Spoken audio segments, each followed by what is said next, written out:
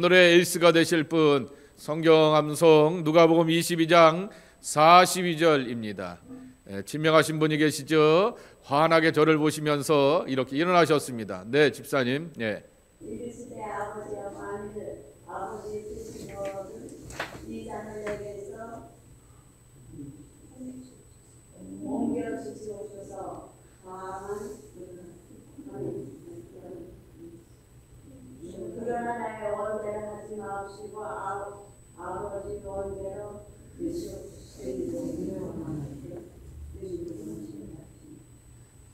예, 수고하셨습니다. 잘하셨습니다. 원래는 저한테 목사님 자꾸만 까먹어서 저기 컨닝 좀 하겠습니다 그랬더니 사람이 밑에서 다 읽어주시네. 예, 잘하셨습니다. 네. 자, 이리로 나오세요. 예. 네, 잘하셨습니다. 아까 저 준비하시는 거 제가 한 10번 이상 암송하는 거 다 들었어요. 그것만 해도 자격이 오늘에 있습니다. 예. 감사합니다.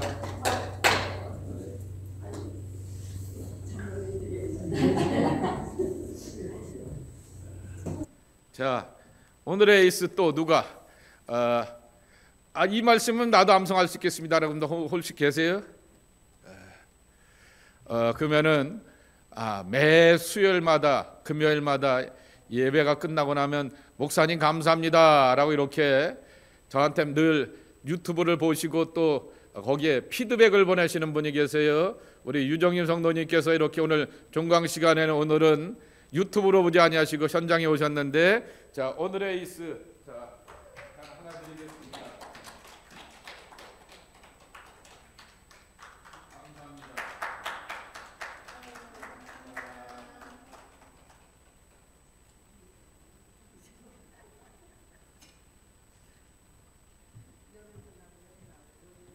자, 세례요한서부터 지금까지 천국은 침노하는 자의 것이다 그랬는데요. 나도 좀 받아봅시다. 에이스 좀 받아봅시다. 원하시는 분? 예, 주세요. 그래 드리겠습니다. 또 2개 더 남았어요. 원하시는 분? 예. 자, 오후 5시에 오신 분이 계세요. 자, 홍인자 권사님 자격이 없어서 못 받겠다 그러시고. 자.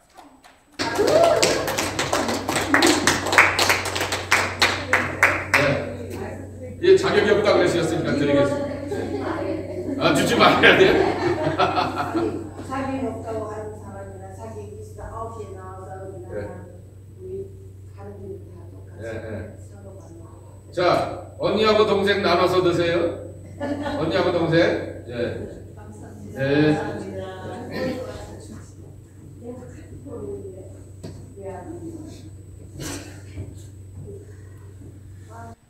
자, 오늘은 누가복음의 마지막 부분인데요.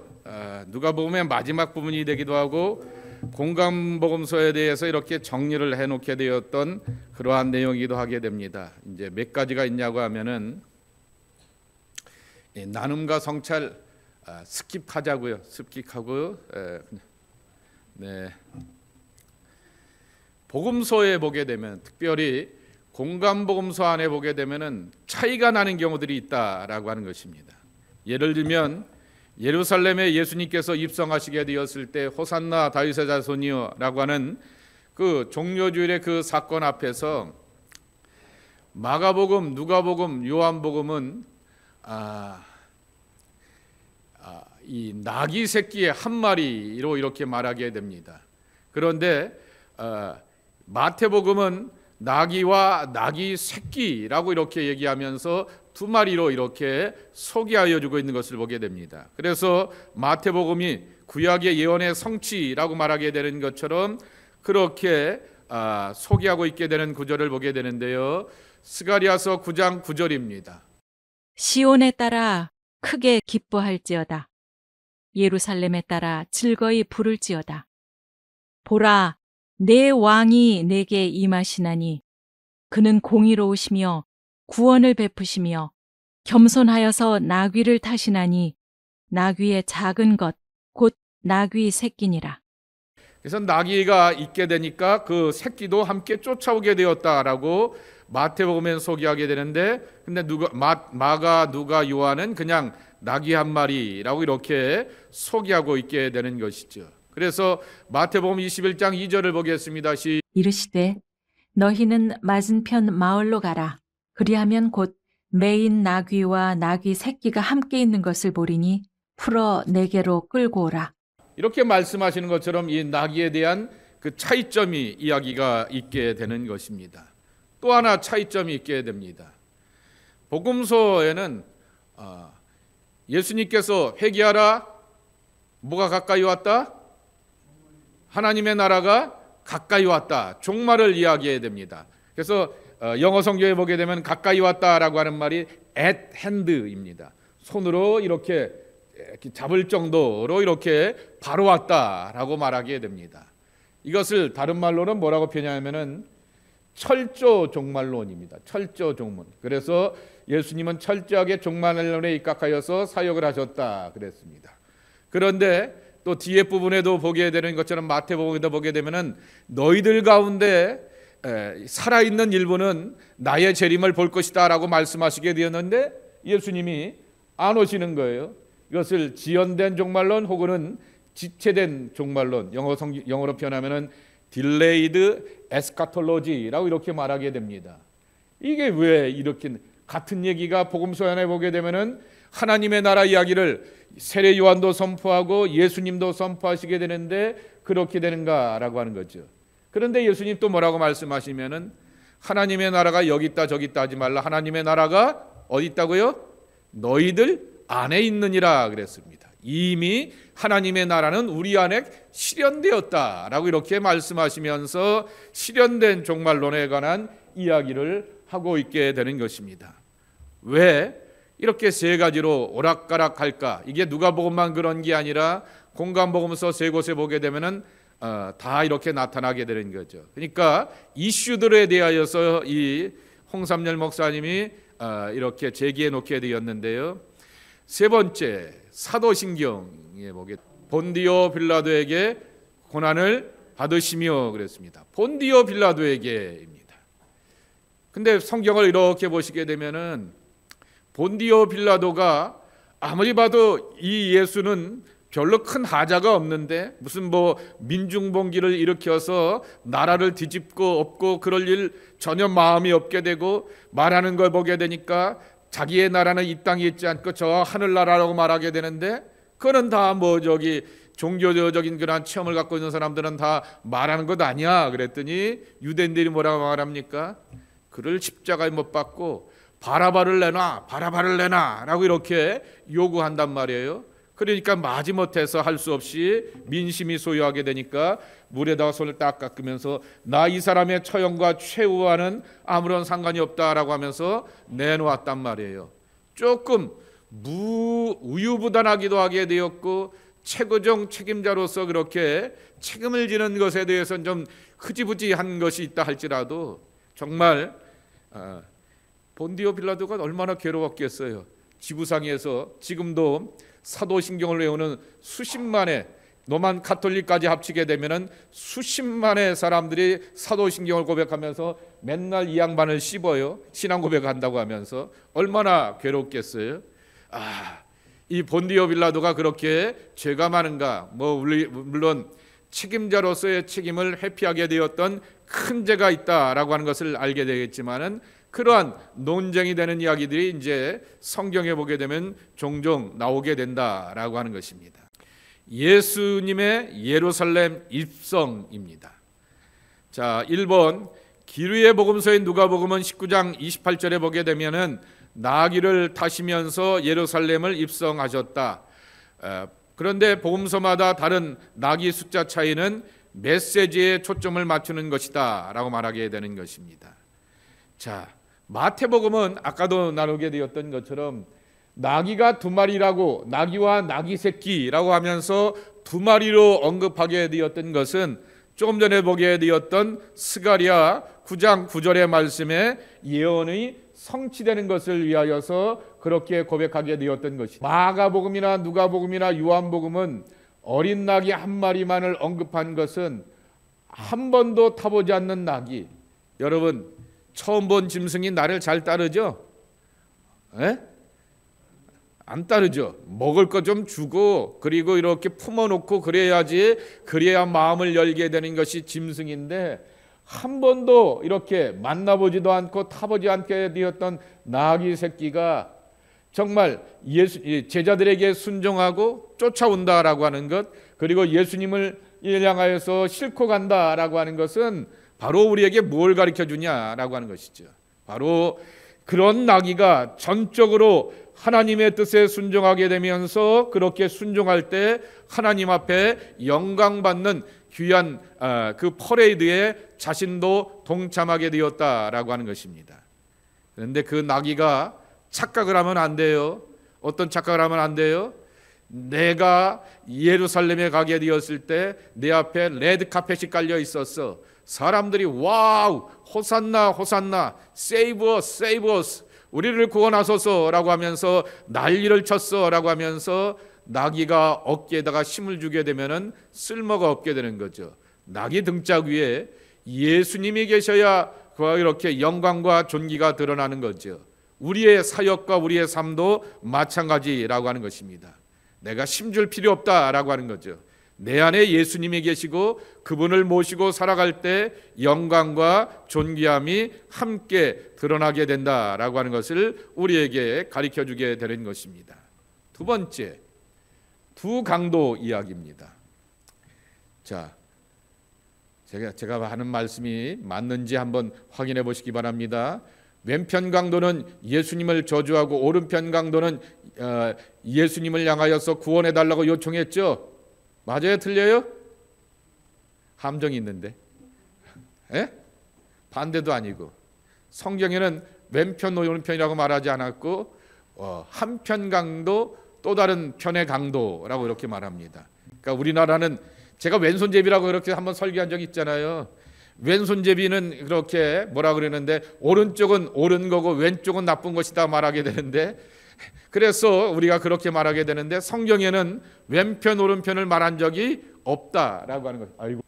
누가복음 23장 39절서부터 43절을 한번 이렇게 읽어보겠습니다. 시작.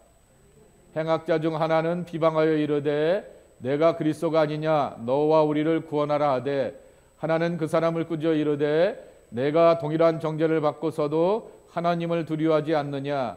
우리는 우리가 행한 일에 상당한 봉을 받는 것이니 이에 당연하니와 이 사람이 행한 것은 옳지 않은 것이 없느니라 하고, 이르되 예수여 당신의 나라에 임하실 때 나를 기억하소서 하니, 예수께서 이르시되 내가 진실로 내게 이르노니 오늘 내가 나와 함께 낙원에 있으리라 하시니라 그랬습니다. 하나라고 말하게 되었고 다른 하나라고 이렇게 말하게 되면서 이렇게 말하게 되었던 거죠. 달린 행악자 중 하나는 그랬고요. 또 다른 하나는 꾸짖어 이렇게 말하게 되는 것입니다. 그런데 마태복음을 보세요. 함께 십자가에 못 박힌 강도들도 이와 같이 욕하더라. 누구와 같이요? 밑에 있는 로마 군인들과 군중들처럼 예수님을 향하여서 욕하였다라고 말하게 됩니다. 그리고 여기 마가복음 15장 32절에도 보게 되면은 이스라엘 왕 그리스도가 지금 십자가에 내려와 우리가 보고 믿게 할지어다 하며 함께 십자가에 못 박힌 자들도 예수를 욕하더라라고 이렇게 말하게 됩니다. 이 표에도 이렇게 잘 해놓게 되었던 것처럼 누가복음과 다른 복음서에는 이렇게 차이가 나게 되는 것이고 또 서로 다른 강도의 반응을 우리가 보이게 되는 거죠. 자, 그런데 왜 그랬을까입니다. 우리가 그래서 정말 마지막 구원 또는 이 사람을 뭐라고 부릅니까? 이런 구원을 뭐라고 불러요? 강도가 구원받은 것을 뭐라고 불러요? 십자가에서 구원받은 것을 부끄러운 구원이라고 이렇게 말하게 되죠. 마지막 순간에 그렇게 꼴딱 하려고 할 때 구원받았다라고 해서 말하게 되지만은 중요한 사실은 그가 구원받았다라고 하는 것입니다. 자, 누가복음이 뭐에 관심이 많다고요? 사회적 약자에 대한 관심이 많다라고 하는 것입니다. 그리고 그 약자는 마지막 순간에 누구에게도 열려 있다. 강도에게도 열려 있다라고 하는 그 말씀이라고 하는 것이죠. 그러니 이 강도가 이렇게 마지막 최후의 순간에서도 자기의 마음을 열고 고백하며 저도 당신과 함께 당신의 낙원에 있기를 원합니다 라고 말하게 되며 예수님이 머물러 계실 천국에 대한 기대와 소망을 갖고 있게 되었고, 내가 지켜보게 되었을 때 예수님이 하신 일 가운데 우리는 하자가 있지만은 아무런 하자가 없는데 그렇게 여기에 끌려오시게 되었다라고 하는 얘기입니다.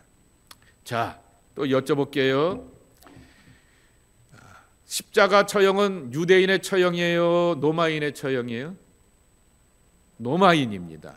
유대인의 처형은 나무에다 달려 죽는 것은 저주받은 존재라고 말하게 됩니다. 그렇기 때문에 같은 유대인을 십자가 위에다 처형하는 경우들이 없습니다. 그런데 로마 사람들은 십자가 위에다 높이 달아놓고 처형하게 됩니다.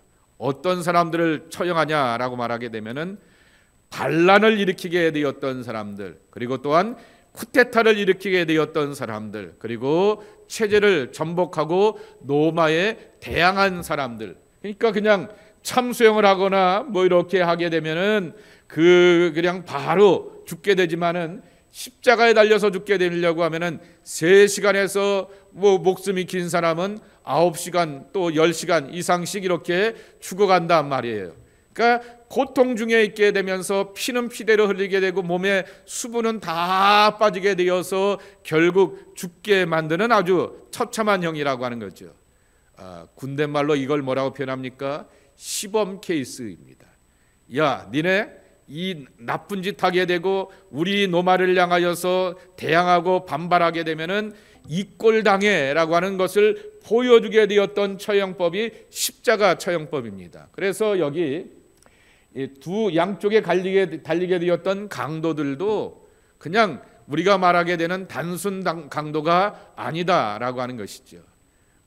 그렇게 이 강도짓을 하게 되었을 때 로마 사람들을 향하여서 대항하고 로마의 체제에 대하여서 거부하게 되었던 그러한 사람들이라고 하는 것을 짐작해 보게 되는 거죠. 그냥 남의 것을 뺏어가면서 사람을 죽이게 되었던 강도일 수도 있게 되지만은 로마에 대한 깊은 반감을 갖고 있다라고 하는 그러한 모습을 말하게 되는 거죠. 그런데 그러한 사람조차도 구원받을 수가 있다라는 얘기를 합니다. 자, 3번째입니다. 누가복음은 변증법이 아니라 변증적입니다. 이게 책에 잘못 나온 것인데요.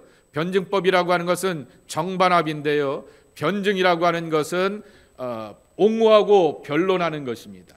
누가 옹호하고 변론하냐라고 하게 되면은 바로 이 빌라도가 옹호하고 변호하고요.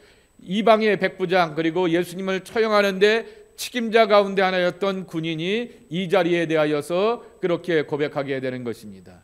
누가복음 23장 47절에 보게 되면은 십자가 위에서 돌아가시게 되었던 예수님, 그리고 마지막 순간까지 자기의 삶을 위탁하며 자기를 조롱하고 그렇게 저주하게 되었던 사람들을 용서하는 그 모습을 행정의 책임자로 군인으로 다 지켜보게 되었던 백부장이 예수님을 보면서 뭐라고 고백했다고요? 함께 읽겠습니다. 시작. 이 사람은 정녕 의인이었도다. 아멘. 그러한 고백을 누가 하냐라고 하게 되면은 로마의 군인이 하게 되었고, 우리가 계속해서 보게 되었듯이 빌라도가 3번씩이나 나 아무리 봐도 이 사람 죄를 못 찾겠는데 라고 하게 되었던 그런 선언을 공식적인 인간이 공식적인 자리에서 그렇게 선포하게 되었다라고 하는 것입니다. 그리고 조금 전에 나누게 되었던 것처럼 아주 고약한 미천한 강도의 입에서도 나도 예수와 함께 낙원에 갈 수 있다라고 하는 그 교훈을 우리에게 들려준다라고 하는 것입니다. 그래서 예수님의 십자가의 이야기는 우리에게 뭘 가르쳐 준다고요? 함께 읽겠습니다. 시작. 믿음으로 얻는 구원을 설명해 준다. 우리가 조건이 되고 자격이 되어서 구원받은 것이 아니다라고 하는 것입니다. 믿음으로 말미암아 구원받았다라고 하는 것입니다. 함께 읽겠습니다. 시작. 십자가의 강도는 성공적인 삶이 아니었지만 십자가에서 구원받는 강도는 결국 성공적인 인생의 마무리를 하였다. 어느 누구도 강도를 향하여서 그 사람 인생에 출세하고 성공하고 잘 살았어 라고 말할 수 없습니다. 그러나 구원받았기 때문에 인생의 마무리를 성공적으로 점찍었다라고 이렇게 말할 수 있다라고 하는 것입니다. 세 번째입니다. 누가복음의 종말론입니다. 종말론을 보게 되었을 때 누가복음 21장 29절서부터 33절 이에 비유로 이르시되 무화과 나무와 모든 나무를 보라. 싹이 나면 너희가 보고 여름이 가까운 줄을 자연히 아나니 이와 같이 너희가 이런 일이 일어나는 것을 보거든 하나님의 나라가 가까이 온 줄을 알라. 내가 진실로 너희에게 말하노니 이 세대가 지나가기 전에 모든 일이 다 이루어지리라. 천지는 없어지겠으나 내 말은 없어지지 아니하리라. 여기 32절에 보게 되면은 이 세대가 지나가기 전에 모든 일이 다 이루어진다라고 말씀하게 되었던 것입니다.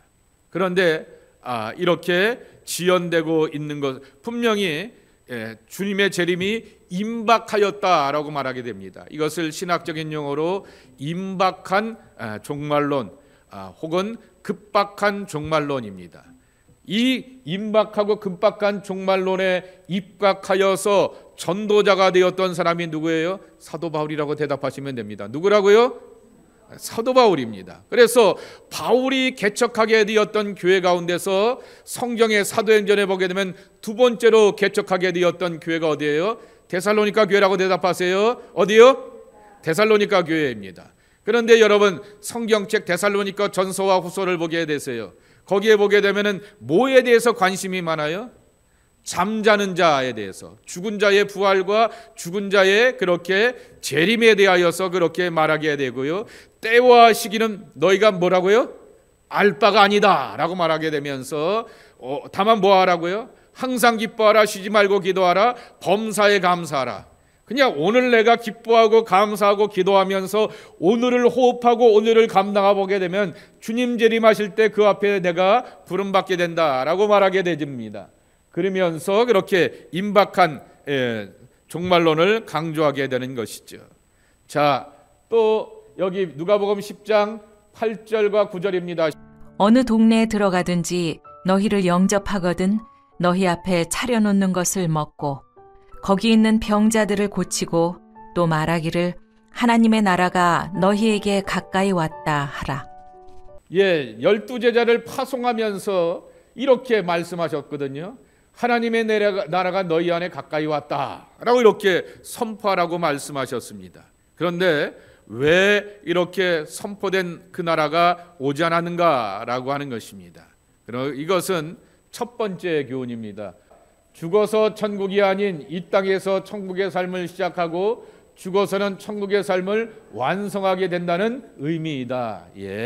하나님의 나라가 너희 안에 있다. 하나님의 나라가 가까이 왔다라고 하는 말씀은 여기서 천국을 맛보고 경험하면서 살아가는 것이. 여러분들 가운데 보게 되면은 폐쇄공포증도 있고요, 고소공포증도 있게 되고요, 낯선 환경에 가게 되면은 당황하는 분들도 있어요. 그러니 모든 것이 다 좋다고 말함에도 불구하고 그렇게 낯선 환경 가운데 우리가 살아가는 것은 사실은 미리 연습하고 미리 준비해야 된다라고 하는 거죠. 그런 경험 속에서 본다라고 하는 것이죠. 두 번째입니다. 함께 읽겠습니다. 말세를 준비하는 성도들은 언제가 아니라 어떻게 초점을 맞추고 살아야 한다. 즉 언제 예수님이 오시는지에 대하여 신경 쓰지 말고 어떻게 준비된 삶을 살까에 신경 써야 한다. 그래. 사도 바울이 그래서 말하기를 때와 기한은 너희가 알 바가 아니다 라고 말씀하게 되었고, 항상 기뻐하라, 쉬지 말고 기도하라, 범사에 감사하라, 이렇게 준비된 삶을 사는 것이 우리의 모습이 되어야 한다라고 하는 것입니다. 두 번째, 같은 종말의 이야기를 예수님이 하시는데 지연된 종말론, 딜레이된 이렇게 에스카톨로지라고 이렇게 말하게 됩니다. 지체 종말론이라 말하기도 하는데, 누가복음 17장 23절 24절에 보게 되면은 종말은 당장 오는 것이 아니다라고 하는 것을 강조하게 되는 것입니다. 그리고 종말을 가지고서 속이는 사람들이 있습니다. 그를 따르지 말라고 하는 경고의 말씀이다 그랬습니다. 제가 설교 때 한번 그런 얘기 드렸죠. 1992년이죠. 92년 10월 28일 다미 선교회가 예수님이 오신다 그랬어요. 그 이장님 씨가 확인해 보게 되니까 제가 아는 분의 신학교 동기더라고요. 그분이 69학번, 68학번 그러니까 뭐 하여튼 제법 이렇게 거의 지금은 살아 있으면 모르겠어요. 뭐 하고 있는지. 살아 계시면 한 80이 이렇게 넘으신 분인데 이장님 씨가 감리교 신학대학을 다니다가 3년만 다니다가 졸업을 안 하고 나갔답니다. 그리고는 이제 사이비가 되었던 것을 보게 되는데 그러면서 그때 얼마나 혼돈스러웠으면 군대에서도 제가 그때 군목하고 있을 때 아닙니까? 군대에서도 병사들을 향해서 군목들이 꼭 정신교육을 하라라고 이렇게 하게 되었던 기억이 나게 됩니다. 그때 막 MBC, SBS 뭐 여러 방송국에서 막 찍어대면서 그러한 기이한 장면들을 보여주기도 하게 되었지만은 그렇게 정신교육을 할 정도로도 이렇게 온 사회가 혼란스러웠던 그때인 것을 보게 되는 것입니다. 종말이 당장 오는 것처럼 말하게 되는데 예수님 뭐라고 권면하는지 한번 들어보겠습니다. 시작. 보라 저기 있다 보라 여기 있다 하리라. 그러나 너희는 가지도 말고 따르지도 말라. 근데 가고 따르는 사람들이 많이 있어요. 자 보겠습니다. 번개가 하늘 아래 이쪽에서 번쩍이며 하늘 아래 저쪽까지 비침같이 인자도 자기 날에 그러하리라 그랬습니다. 자, 번개가 오는 것을 예상은 하지만은 어디에 어떤 자리에 뚝 떨어지는 것을 우리는 알지는 못하게 됩니다. 시커멓고 우르릉 깡깡하게 되면 아이고 천둥번개에 치겠는데 조심해야지. 그래서 집에 가든지 차 안에 있든지 해야지라고 하는 그러한 마음의 준비는 할지언정 이 차에 떨어질지 이 바닥에 떨어질지 우리가 알지 못한다라고 하는 것입니다. 그것은 다시 표현하게 하면 우리의 몫이 아니다라고 하는 것입니다. 자, 그러면 예수님께서 열 문화의 비유를 통하여서도 들려주게 되었습니다. 함께 누가복음 19장 12절 13절 읽겠습니다. 먼 나라로 갈 때 그종 열을 불러 은하 열 문화를 주며 이르되 내가 돌아올 때까지 장사하라 하니라 그랬습니다. 여기 분명히 말씀하십니다. 귀인이라고 말하게 됩니다. 왕위를 받아가지고 그랬습니다. 이 땅에 오시게 되었던 하나님의 메시아가 천국의 권세를 가지고 돌아오실 때까지 장사하라 그랬습니다. 그러니까 장사라고 하는 것이 내 개인의 사업이 될 수도 있고요, 공부가 될 수도 있고요, 일터에서 수고가 될 수도 있고요, 목사로서 저 같은 경우에는 사역이 될 수도 있는 것이죠. 내게 주어진 본분과 사명을 따라서 열매와 결실을 맺어가라 라고 하는 거죠. 미치는 장사하면 기분 좋죠? 예? 세상에 미치는 장사를 누가 합니까?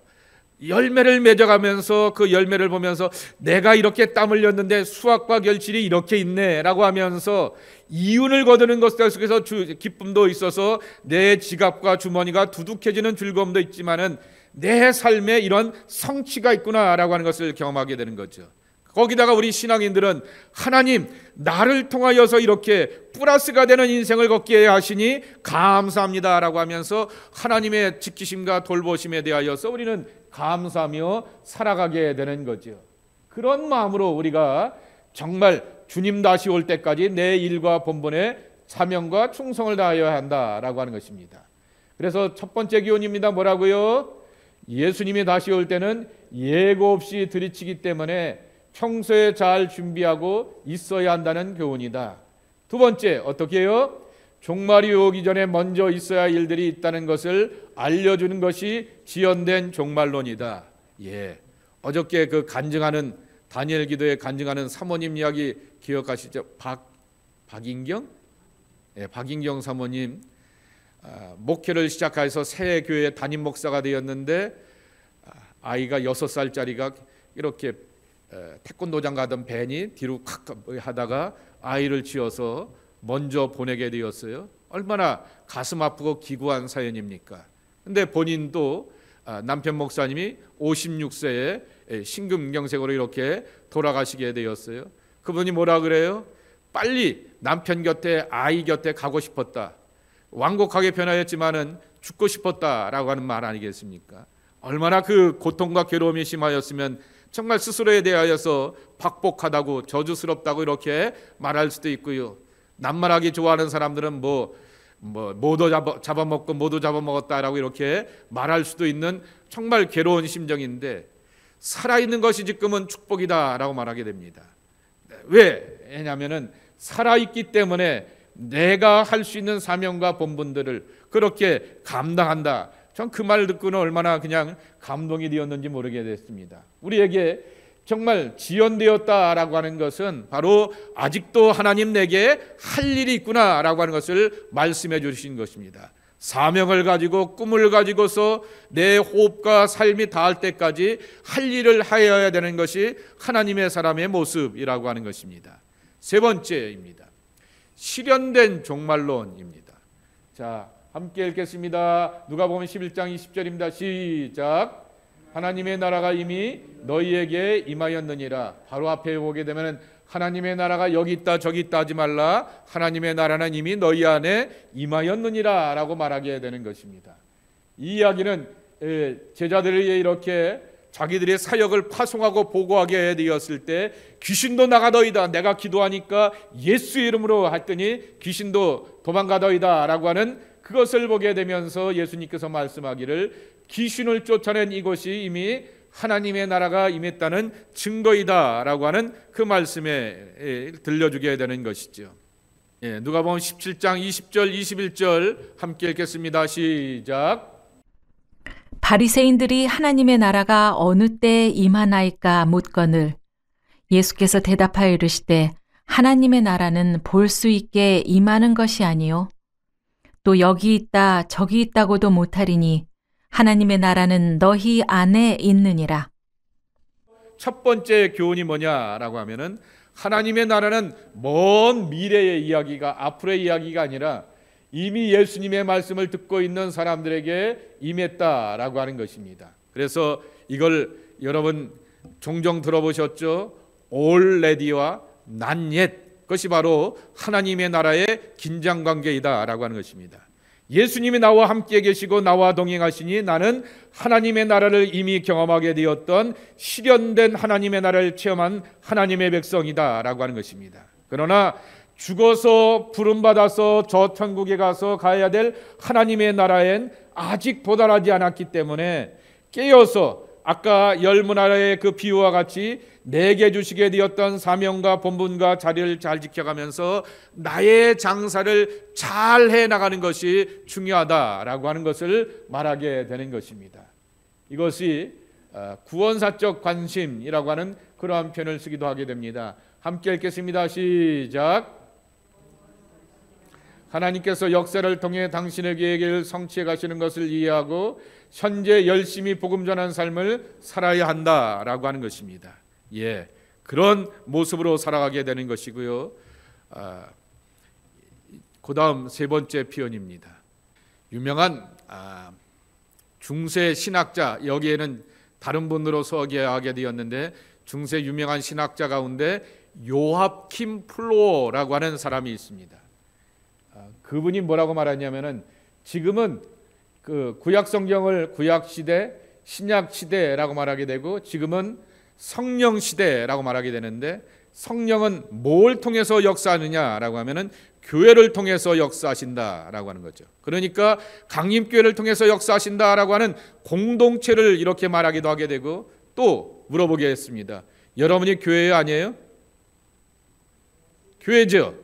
왜 내 안에 하나님의 성령이 임재하여 주셨고 내 입을 열어서 하나님과 찬송하고 기도하며 하나님과 깊은 교제를 나누기 때문에 내가 교회이다 라고 하는 것입니다. 그래서 우리 모든 각 사람 속에 하나님의 성령이 임하시게 되어서 교회 시대 속에서 우리가 살아가게 되고 성령을 맛본다 라고 하는 것입니다. 자, 4번 함께 읽겠습니다. 역사의 종말을 기다리면 삶과 사역에 충실해야 된다. 홍삼열 목사님이 공부를 한국에서 하지 않고 미국에서만 하셨어요. 이분이 서울대를 나왔나 그럴 거예요. 그리고는 미국에 와서 이제 신학을 하시고 뭐하고 그런 분으로 제가 깊은 교제를 나눠본 적은 없지만 그런 걸로 알고 있게 되는데요. 그래서 누가복음이 갖고 있는 특별한 장점을 하나 이렇게 잃어버리게 되었습니다. 그래서 올겨울에 여러분에게 숙제를 하나 내리겠습니다. 숙제. 자, 성경책을 읽으시면서요, 길 위에서 예루살렘을 가시다가 베다니에 머무시다가 거기에다만 하이라이트를 한번 해보세요. 누가복음 몇 장까지 있어요? 24장까지 있어요. 그러면서 제일 마지막 누가복음 24장에 보게 되면 누구 이야기 나와요? 두 제자. 어디로 가던? 엠마오로 가던 두 제자 이야기를 나누게 됩니다. 그래서 그냥 시리에 제자가 부활의 소식을 들었는데도 불구하고 시리에 빠져서 고향으로 돌아갑니다. 마치 요한복음에 보게 되면은 부활의 주님에 대한 이야기를 이렇게 경험하고 체험하게 되었던 베드로가 그렇게 터덜투덜 자기의 일터로 돌아가게 되는 것처럼, 갈릴리 바다로 돌아가게 되는 것처럼 엠마오의 두 제자도 마찬가지라고 하는 것입니다. 야, 너 얘기 들었지? 맞아. 나도 예수가 부활했다는 얘기 들었어 라고 하는데, 그게 내 이야기가 아니하게 되고 옆에 친구들과 다른 제자들의 이야기가 되게 되었을 때는 시리에 빠질 수 있다라고 하는 것을 가르쳐 주게 되는 것입니다. 그런데 그들에게 예수님이 함께 길에 동반자가 되어주시고, 그리고 함께 대화하여 주시고 성경을 풀어주시게 되었을 때 눈이 열리고 가슴이 뜨거워지게 되고, 성만찬의 축복을 통하여서 이거 어디서 누군가가 우리에게 해주시게 되었던 귀한 예식인데 라고 하면서 빵을 떼고 먹고 마시면서 정말 가슴이 뜨거워지는 기쁨과 감격을 체험하게 되었다라고 하는 것입니다. 자, 그래서 누가복음 길 위의 복음서라고 말씀을 드렸습니다. 그러면 예수님은 어떤 분이냐라고 이렇게 말할 수 있겠습니다. 한번 따라해 보실까요? 길 위의 동무. 이 동무라고 하는 말을 좋은 말인데 저 북한 아저씨들이 갖다 쓴 바람에 동무가 이상한 말이 되어버렸어요. 그래서 길 위의 동무인데요, 길 위의 친구라고 이렇게 바꿔볼 수가 있습니다. 길 위의 친구, 예수 내 친구입니다. 그래서 그분과 함께 걸어가며 그분과 함께 나아갈 때 내 삶 속에서 우리는 시리에 빠질 수가 있습니다. 제자들이 시리에 빠졌단 말이에요. 부활의 이야기를 들었음에도 시리에 빠졌단 말이에요. 그런데 내 삶에 그분이 함께 걸어가 주시고 함께 동행해 주시고 함께 만나 주시게 되었을 때 내 가슴이 뜨거워지게 되면서 삶의 소망으로 나가는 그러한 기쁨과 감격을 우리 안에 체험할 수가 있다라고 하는 것입니다. 그래서 길 위의 복음서 누가복음, 길 위의 동반자, 길 위의 친구, 나의 영원한 동무가 되어주시는 예수님을 만나게 되면서 우리는 힘과 용기와 생명으로 나아갈 수가 있다라고 하는 것입니다. 그러니 옆에 분들하고 한번 인사하겠습니다. 내게는 예수님이 계세요. 한번 인사하시겠어요? 자랑 한번 해보세요. 내게는 예수님이 계세요. 한번 자랑해 보세요. 내게는 예수님이 계세요. 그랬더니 저 뒤에서 누가 리스판스 합니다. 부럽다 그러네요. 여러분 부러운 존재입니다. 그럼 한번 또 그렇게 옆 사람을 축복하겠습니다. 당신에게도 예수님이 항상 계세요 라고 인사하시겠습니다. 당신에게도 예수님이 항상 계세요. 아멘. 자, 다시 한번 찬송하시고 기도하는 시간을 갖도록 하겠습니다. 내가 매일 기쁘게 함께 찬송하도록 하겠습니다. 오늘 말씀을 기억하면서 하나님, 우리의 믿음의 길 가운데 늘 동행하시며 이끌어주시며 함께 하시는 주님이 계신 것을 믿습니다. 주와 함께 걸어가며 기쁨과 즐거움을 아는 저희들 되게 하여 주옵소서. 그리고 예수님에 관한 이야기가 나의 이야기가 되길 원합니다. 예수님, 친구처럼 동반자가 되어주시고 친구처럼 끼어들어 주셨고 친구처럼 대화하여 주셨듯이 내 삶에 대화하여 주시고 동반자 되어주시고 동행하시고 또한 내 삶의 이야기들, 슬픈 얼굴을 띠고 있게 되었던 아픔의 이야기들을 헤아려 주시어서 주님으로 인하여서 가슴 뛰는 기쁨과 감격과 회복을 경험하는 하나님의 복된 백성들로 축복하여 주옵소서. 우리 함께 오늘의 말씀을 기억하며 기도하는 시간을 갖도록 하겠습니다. 또 한 가지 기도할 것은 몸된 교회를 위해서 기도해 주시기 바랍니다.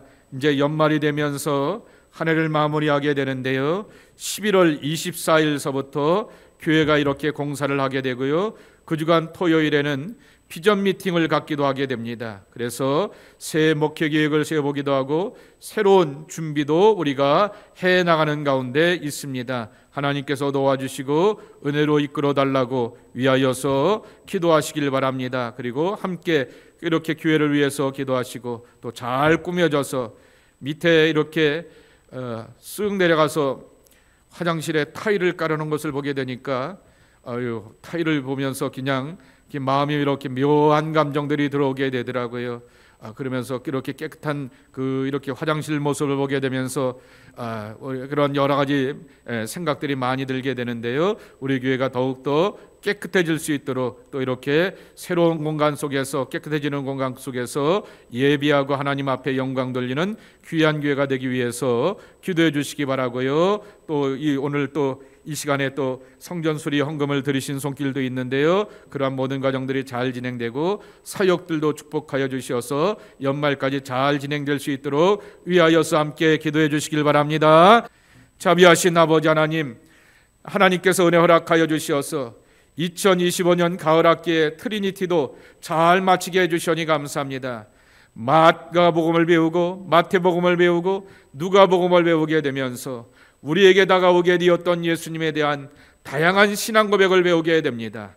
예수님은 한 분이지만은 우리가 예수님에 대하여서 느끼고 경험하고 체험하게 되었던 신앙 고백이 제각각 다르게 되는 것처럼 하나님, 우리의 입술 가운데서 간증이 많길 원합니다. 체험이 많길 원합니다. 예수님과 대화하고 예수님과 교제하며 예수님의 깊은 감동 가운데 살아가는 우리가 되기를 소망합니다. 그 은혜와 복을 경험하며 살아가는 하나님의 사람들이 저희들 모두가 되게 하여 주시옵소서. 오늘도 주님 앞에 나와서 하나님 치료를 위하여 기도하고 간구합니다.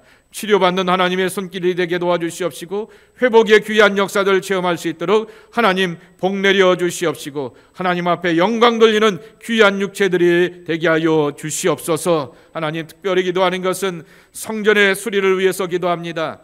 또한 이 본당의 카펫도 바꾸고 카펫도 계단의 모든 것도 바꾸고 엘리베이터까지도 이렇게 수리하면서 새로운 전기로 이렇게 나가보려고 하게 됩니다. 주여 도와주시옵시고 역사하시고 필요한 것들을 채워주시어서 부족함 없이 하나님의 일을 이뤄가게 되는 귀한 제단의 모습이 되게 하여 주시옵소서. 안전하게 잘 진행되게 도와주시옵시고 여호와 하나님의 살아계심을 맛보는 주님의 귀한 제단이 될 수 있도록 강림의 제단을 지키시고 축복하여 주옵소서.